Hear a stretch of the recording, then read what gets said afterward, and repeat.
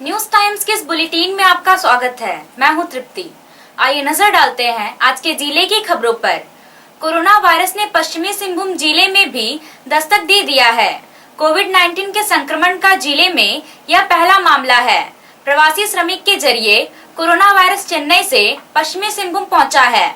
जानकारी के अनुसार चाईबासा के पाताहातू स्थित राज्य क्वारंटाइन सेंटर में रखे गए एक 22 वर्षीय युवक में कोविड-19 संक्रमण होने की बात सामने आई है।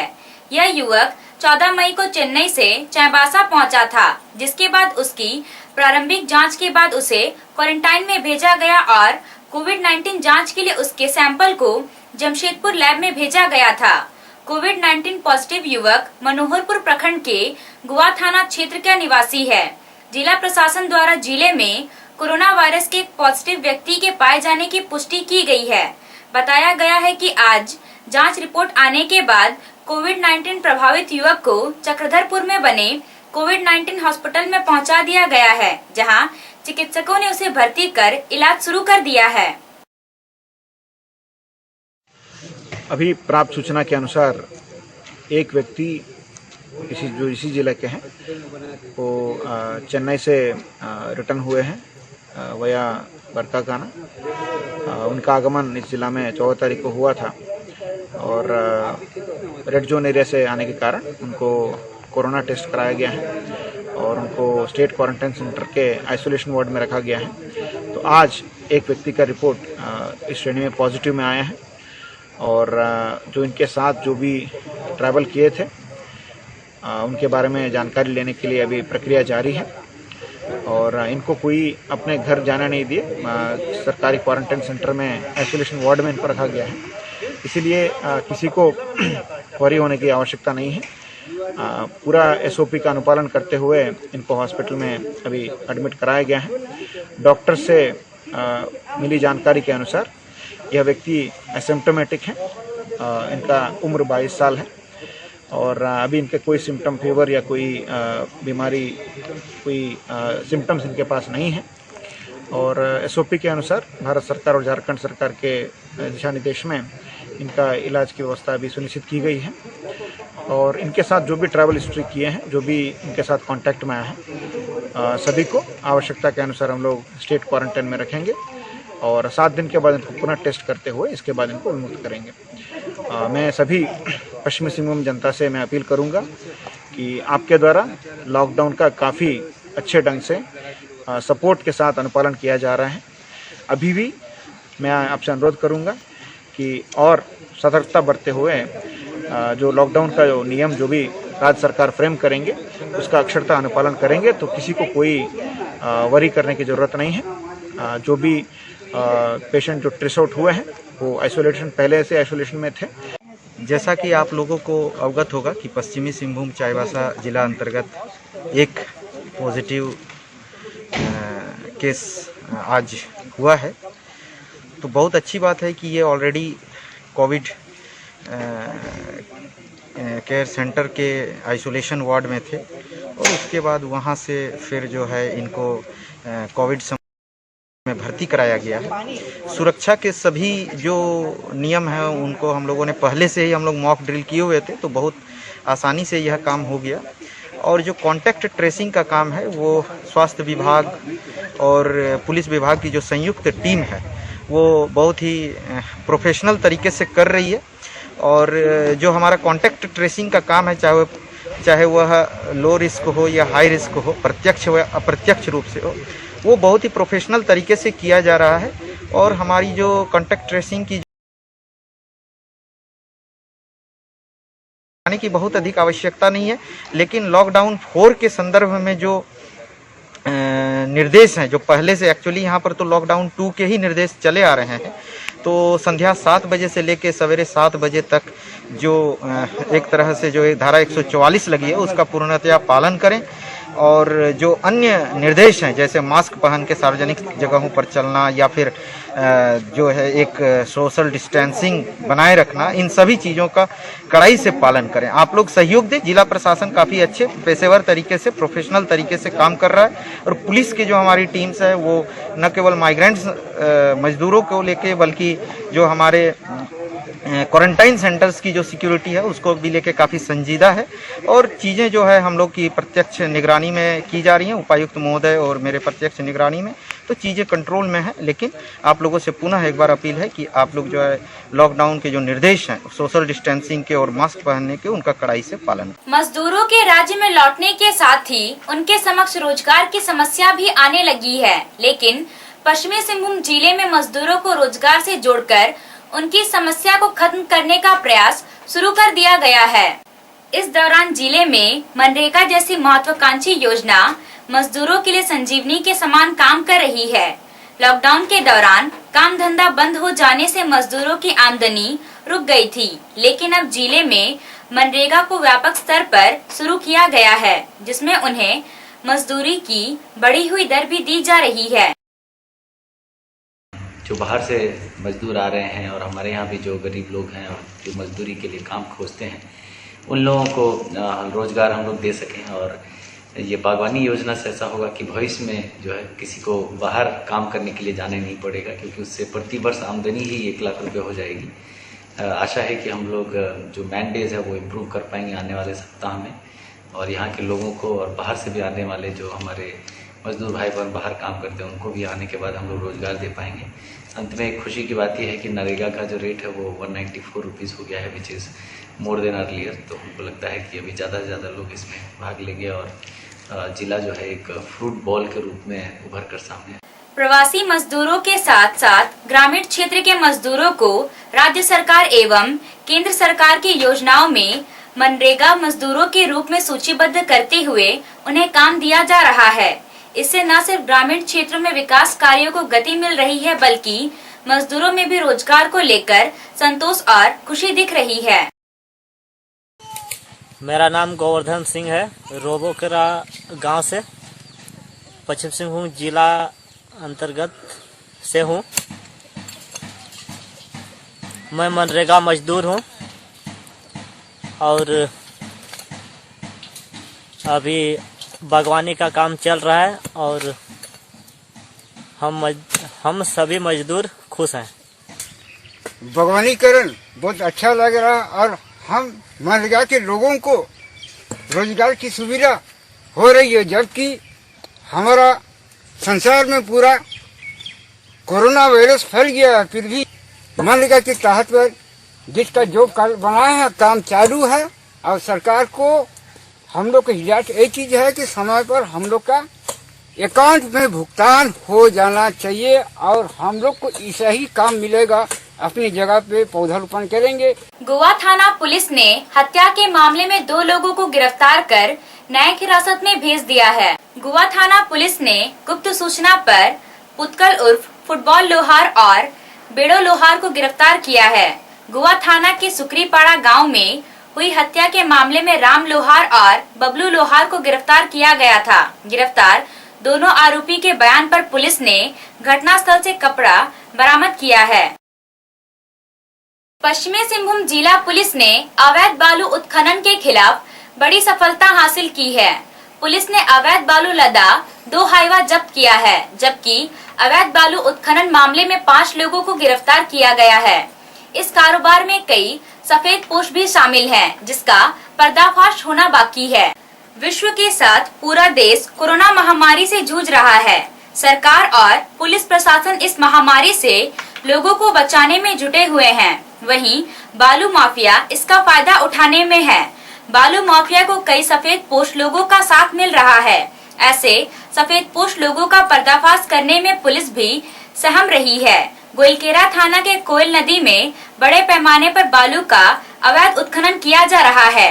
इसकी सूचना पुलिस अधीक्षक इंद्रजीत महता को मिलने के बाद चक्रधरपुर डीएसपी नाथू सिंह मीणा के नेतृत्व में टीम का गठन किया गया। गठित टीम ने वाहन चालक और अवैध उत्खनन करने वाले 9 लोगों पर मामला दर्ज करते हुए 5 लोगों को गिरफ्तार कर न्यायिक हिरासत में भेज दिया है। गोइलकेरा थाना में राजेश कुमार तिवारी, शिव कुमार तिवारी, सेवक मंडल, प्रमोद कुमार, संदीप ठाकुर, सौरभ अग्रवाल और लक्ष्मी महतो पर मामला दर्ज कराया गया है। अवैध बालू उत्खनन के मामले में कराईकेला थाना पुलिस ने राजेश कुमार तिवारी, सेवक मंडल, शिव कुमार तिवारी, प्रमोद तिवारी और संदीप ठाकुर को गिरफ्तार किया है। पुलिस ने अवैध बालू सहित 2 हाइवा को जब्त किया है। हालांकि पुलिस इस मामले में संलिप्त लोगों की भी तलाश में जुटी हुई है। यहाँ उल्लेखनीय है कि बीते 2 वर्षों से बालू घाट की नीलामी नहीं हो रही है, जिसके कारण जिले के सभी बालू घाटों से बालू का अवैध उत्खनन निरंतर जारी है। सरकार और सरकारी तंत्र चाहे जितना भी दावा करे, लेकिन प्रवासी श्रमिकों की समस्या कितनी कष्टकारी है यह उनसे बेहतर कोई नहीं जानता है। दूसरे राज्यों में फंसे झारखंड के लोगों को वापस लाने का काम राज्य सरकार और जिला प्रशासन कर रहा है। इसके बावजूद बड़ी संख्या में ऐसे श्रमिक हैं जो अपने खर्च पर किसी तरह अपने घर वापस लौट रहे हैं और इस दौरान उन्हें ठगने का पूरा खेल चल रहा है। पश्चिमी सिंहभूम जिला प्रशासन श्रमिकों को उनके घरों तक पहुंचाने और खाने पीने की व्यवस्था देने का दावा हर दिन कर रहा है, लेकिन सच्चाई क्या है इसके बारे में तो पीड़ा झेल रहे श्रमिक ही बता सकते हैं। कैसे उन्हें बिना खाना पानी के पैदल ही घर भेज दिया जाता है। तो यहाँ क्या चीज से, ट्रेन से आया था ना बस से? बस ये फर्क है। अच्छा, तो यहाँ कब पहुँचे आप लोग? चेकअप करके आए। यहाँ कब पहुँचे? कब? कल रात में? हाँ, रात में। तो अभी यहाँ से जाने का व्यवस्था क्या किया? क्या बोला, गाड़ी नहीं है? तो कैसे जा रहे हैं आप लोग? पैदल जा रहे हैं। कौन गांव जाना है? वो पड़कनी की तरफ।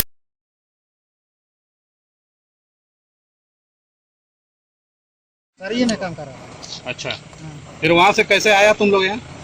कोरोना के चलते हम लोग गाड़ी रिजर्व करके आए। तमिलनाडु से? तमिलनाडु। कौन सा गाड़ी?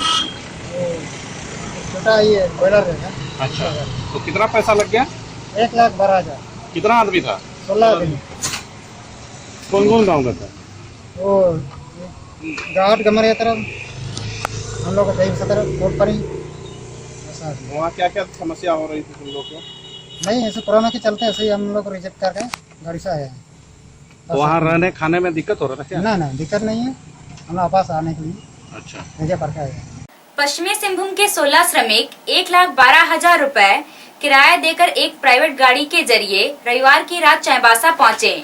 चाईबासा ITI में बने रिसीविंग सेंटर में उनकी प्रारंभिक जांच की गई, लेकिन इन श्रमिकों के लिए ना तो खाने पीने की कोई व्यवस्था की गई और न ही खाद्यान्न मुहैया कराया गया। इतना ही नहीं, उनके घर जाने के लिए किसी वाहन की व्यवस्था तक नहीं की गई। चिलचिलाती धूप में उन्हें पैदल घर भेज दिया गया। कुछ युवक पांड्रासाली OP क्षेत्र के थे और कुछ बरकेला क्षेत्र के। कंधे पर सामान लदे सभी श्रमिक पैदल ही अपने गंतव्य के लिए निकल पड़े। यह तस्वीरें प्रशासनिक दावों को आईना दिखाती हैं।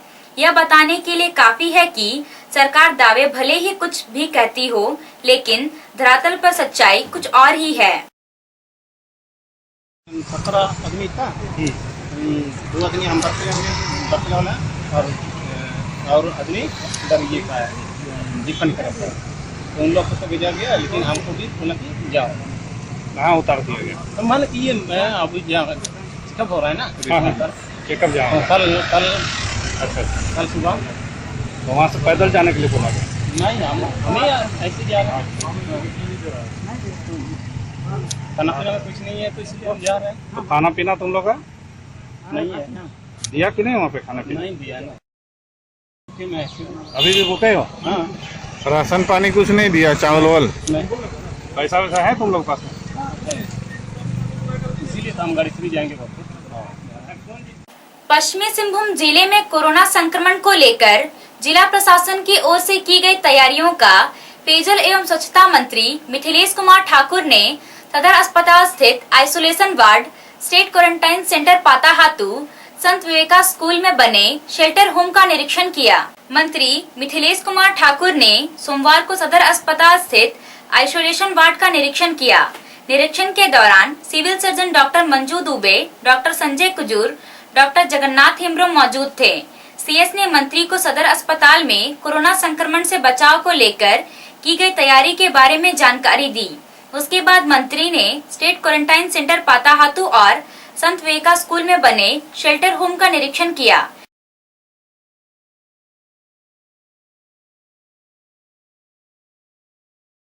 कुछ आया था ऑप्शन, उसको हम लोग भर कर के आए।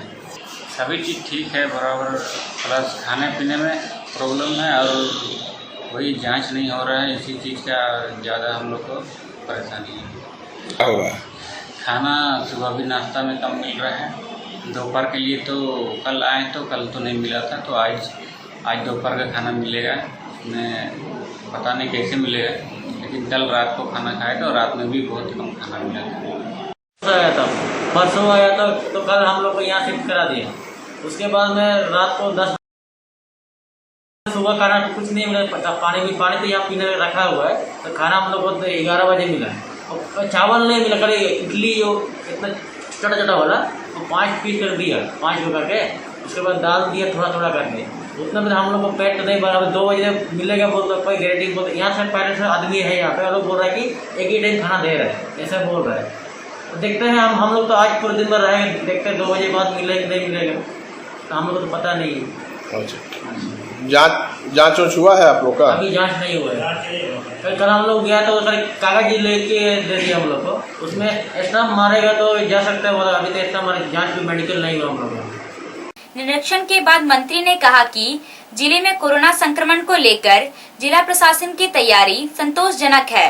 सदर अस्पताल में बेहतर व्यवस्था की गई है, सफाई का पूरा ख्याल रखा गया है। कोरोना संक्रमण की तैयारी में जो कमियां बताई गई है, उस कमियों से स्वास्थ्य मंत्री और मुख्यमंत्री को अवगत कराया जाएगा। आज पश्चिम सिंहभूम जिले के दौरे के क्रम में आज जिससे हमारा राज्य और देश और पूरी दुनिया गुजर रही है, और उसी क्रम में आज हमने चाईबासा शहर में इस ज़िले में जो भी हमारे प्रवासी मजदूर भाई आ रहे हैं, हमारे छात्र आ रहे हैं, और भी जो भी नौकरी पेशा लोग हमारे ज़िले में आ रहे हैं विभिन्न राज्यों से, उनके लिए व्यवस्था कैसी है इसका मैंने निरीक्षण किया। लगभग सभी जगहों पर अस्पताल में, यहाँ सदर अस्पताल में बहुत ही अच्छी व्यवस्था है, साफ सफाई का भी बहुत ख्याल रखा गया है, और त्वरित जांच भी चल रहा है। कुछ किट की कमी है वो भी उपलब्ध हो गया है, और जो भी कमियां मुझे बताई गई हैं उन कमियों को भी हम माननीय स्वास्थ्य मंत्री को, हमारे माननीय मुख्यमंत्री को अवगत कराएंगे। और यहाँ भी जो खामियां हमने देखी, उन खामियों से मैंने ज़िले के उपायुक्त को मैंने कहा है कि इसको दुरुस्त करना है। लेकिन ओवरऑल अगर देखा जाए पूरी तरह से, तो इतनी ज़्यादा संख्या में लोग आ रहे हैं और सीमित संसाधनों के बीच यहाँ की व्यवस्था संतोषजनक है। और जो जिन लोग संदर्भ में जिनको जिम्मेदारी सौंपी गई है, उन पदाधिकारियों को, मैंने अनुमंडल पदाधिकारी को, यहाँ के एनडीसी को, हमारे साथ यहाँ के सिविल सर्जन मैडम हैं, सभी लोगों को मैंने निर्देश दिए हैं कि और भी अच्छी व्यवस्था हो, ताकि किसी तरह से कहीं से कोई परेशानी नहीं हो। भारतीय डाक विभाग के सेवानिवृत्त कर्मचारी की मालगाड़ी ट्रेन की चपेट में आने से मौत हो गई। घटना सोमवार की सुबह करीब 6 बजे की है। शहर के आमलाटोला निवासी 70 वर्षीय नित्यानंद प्रसाद अमिता गांव के पास गया था। मानसिक रूप से बीमार नित्यानंद रेल पटरी पार कर रहा था। इसी दौरान मालगाड़ी की चपेट में आने से जोरदार टक्कर लगने से उनकी घटनास्थल पर ही मौत हो गई। All India whole language action committee के राष्ट्रीय उपाध्यक्ष अजय कालुंडिया के निधन पर आदिवासी हो समाज युवा महासभा की ओर से शोक सभा का आयोजन किया गया। युवा महासभा के सदस्यों ने 2 मिनट का मौन रखकर उनकी आत्मा की शांति की कामना की। अजय कालुंडिया उड़ीसा के मयूरभंज जिला के हाथीगोड़ा गांव के निवासी थे। वह काफी दिनों से कैंसर से पीड़ित थे। अभी के लिए बस इतना ही। कुछ और खबरों के साथ हम फिर हाजिर होंगे। तब तक न्यूज टाइम्स की पूरी टीम को दीजिए इजाजत। नमस्कार।